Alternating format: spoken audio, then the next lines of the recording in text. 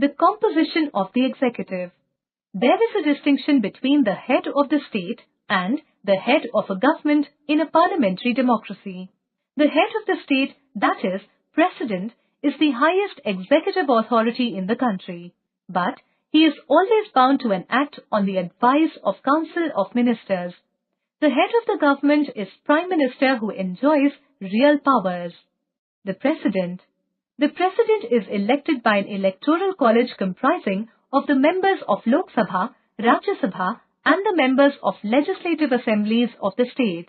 In order to become President, a person must have the same qualifications as the members of Lok Sabha, but he must be 35 years of age.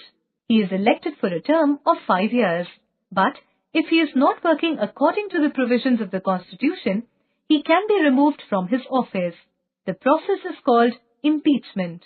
Powers of the President.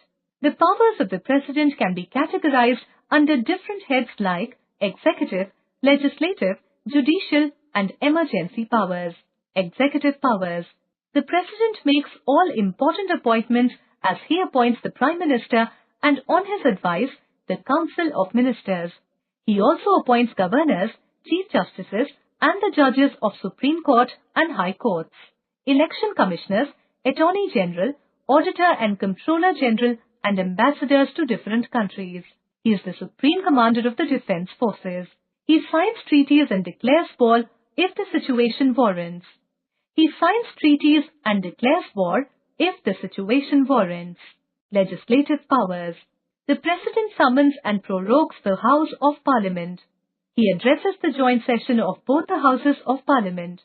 A bill can only become a law when the President signs it. When the Parliament is not in session, the President can issue an ordinance which becomes effective immediately.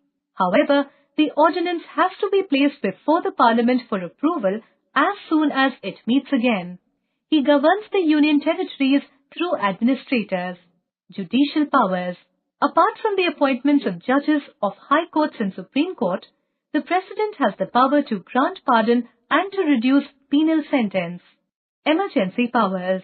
President also enjoys emergency powers which can be exercised in these three situations. The country faces external danger or internal armed rebellion.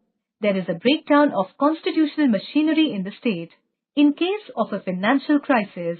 In the first situation, it is called national emergency, which can be declared either in whole or in a part of the country. In the second situation, the state is brought under President's rule. The State Assembly can be suspended and the functions of the executive pass into the hands of the President.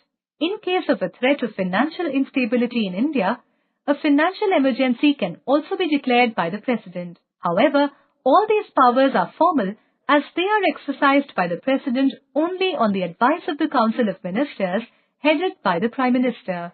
Prime Minister. The leader of the majority party is known as Prime Minister.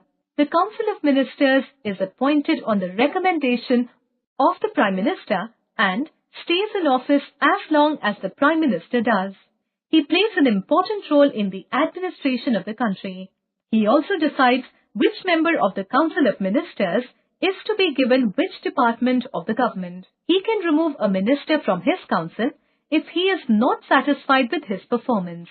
He is the official spokesperson of the government. He is the chairman of the Planning Commission.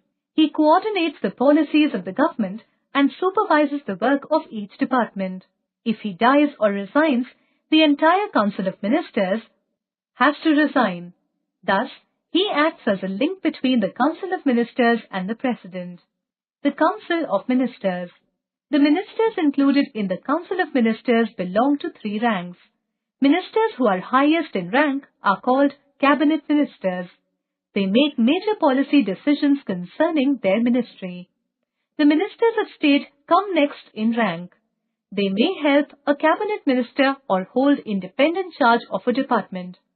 The lowest in rank are deputy ministers. They have to help the ministers under whom they work. Each minister looks after a department of the government known as ministry. A minister must belong to either house of the parliament.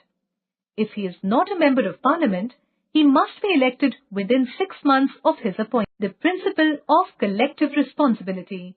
A democratic government is responsible and accountable towards the people.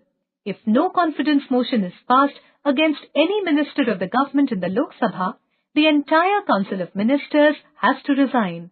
So, the